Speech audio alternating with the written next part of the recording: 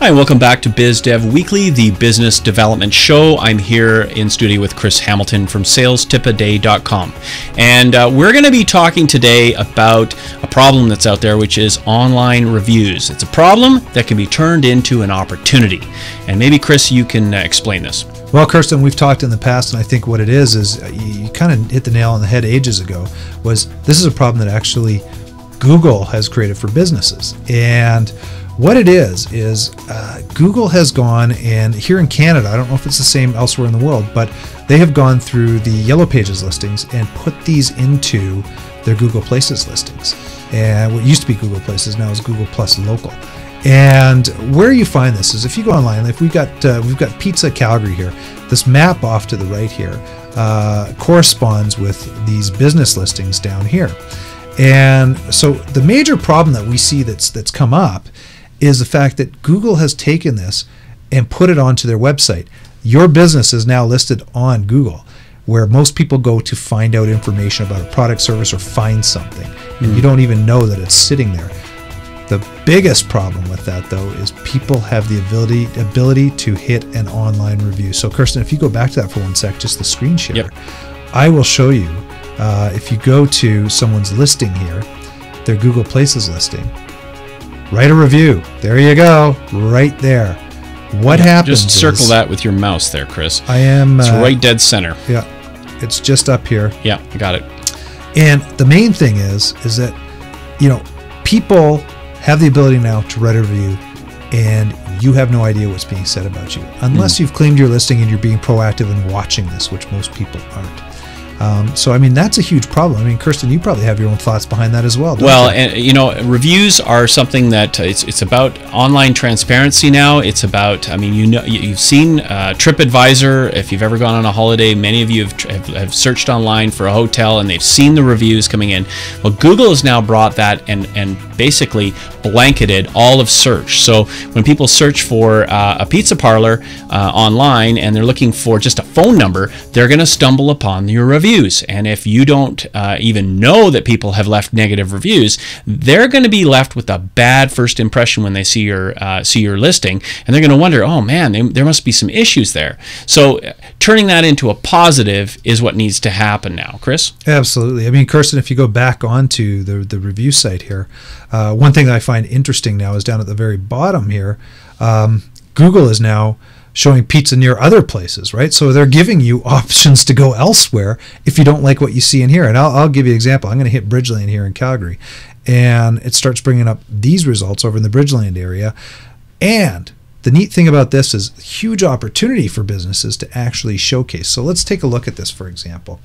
What you're seeing on this top one, Coco Brooks, is a score of 22 out of 30, which actually leads to very good to excellent is what Google is looking at as a rating against 22 to 30, yeah. If you look at all these other guys, they don't have that score. Why is that, Kirsten? Well, and if you see there, right below the 22 on 30, that has 10 Google reviews. Below that is 5 Google reviews and no score. That's because you need 10 Google reviews in order for Google to actually create an average for you. So that's the most important thing: is you create enough online reviews in order to be able to be actually fit on the radar, essentially. Yeah, I mean, if I looked at the one that was just below it, Kirsten, if you go back to this, the Capri Steak and Pizza House, they've got 5 reviews. When I click on these reviews, I take a look at it, I can tell right now these guys have not claimed their Google local. Well, and how many of them are good and how many of them are bad? Well, actually, interesting you should say that. Very good. Excellent. Oh, they're not leveraging. One bad. That was from 4 years ago, though. Yeah.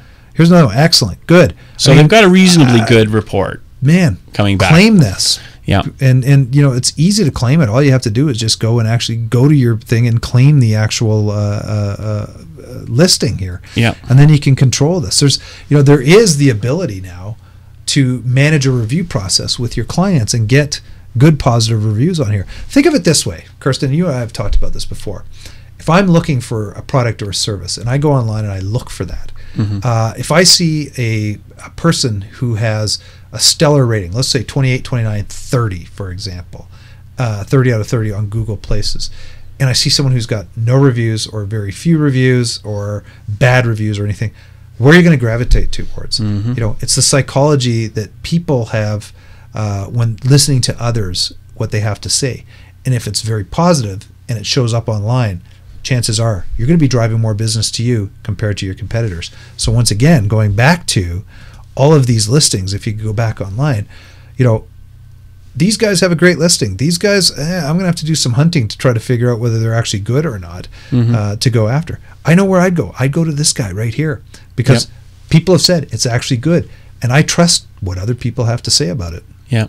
And to be honest, it's only human nature to complain when you're dissatisfied and forget when you're happy. So essentially, people won't go out of their way and leave a review and spend the time to put something on Google, or Yelp or any of these review sites when they're happy. I mean, they really have to be somehow reminded to do that. And that's the whole process. The idea of changing a bit of the culture inside your company. It's not a big change. You just have to go out and ask them, say, would you mind leaving a review here? And there's a process to do that properly so that you can, if you have negative reviews, you can engage those clients and find out why they were unhappy and be empathetic and open to offering some kind of help in order to make things right.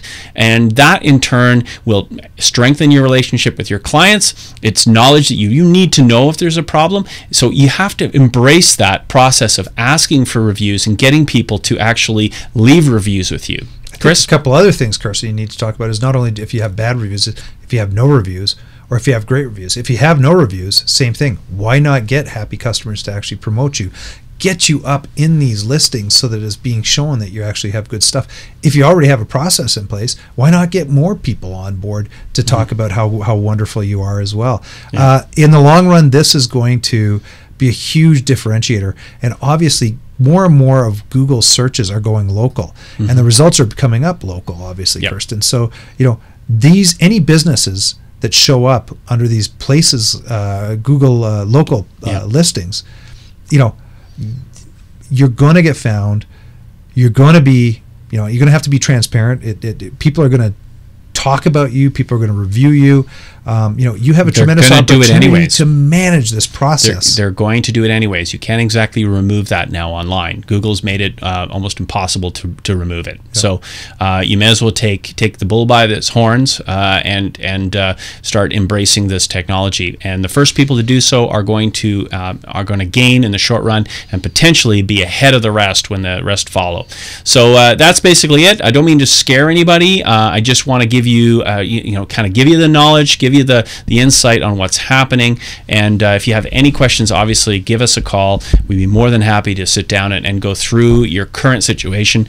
A bad review can be turned into a good review by bringing on your happy clients. Lots of bad reviews requires a little more strategy. No reviews, you're only one review away from a bad reputation online. May as well take that bull by the horns. If you all have good reviews, 100% good reviews, you should be out marketing the heck out of that good reputation. Chris? By the way, if you want to see where or what your online reputation is, Kirsten, if you cut back to the screenshot. You betcha, Chris. Go to newlucid.com. Under services, you will see reputation marketing.